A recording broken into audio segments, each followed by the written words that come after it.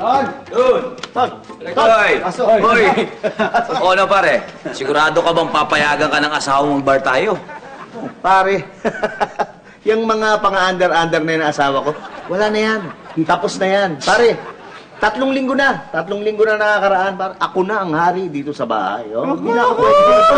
Asawa ko. Talaga lang ako. Wala. Oh, para sabi sa inyo, papakita ko sa inyo kung gaano katibay. Tingnan natin. Oh. Nakabihis ka? Kasama mo pa yung barkada mo? Yan.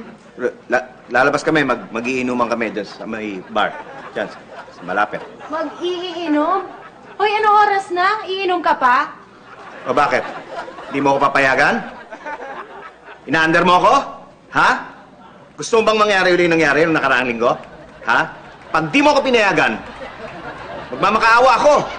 Pag ako nagmakaawa, mabubwisit ka. Pag nabwisit ka, lalayasan mo ako.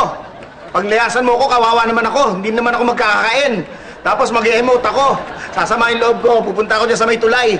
Sasabihin ko, tatalon ako. Bibidyo uli ako ng mga netizen. Tapos pupost nila sa social media. Tapos i-cover ng news. Tapos i-interviewin ka. Ha? Pag in-interview ka, ikaw lang asawa ko eh. Ikaw lang pwede interviewin eh.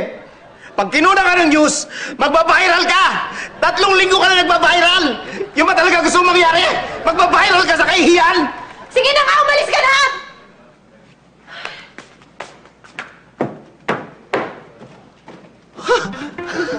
Nakita niyo? Sabi sa inyo, hindi ako agad.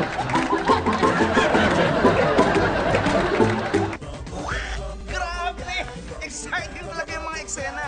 At dahil hindi kayo bumibitiw, may sorpresa kami sa inyo.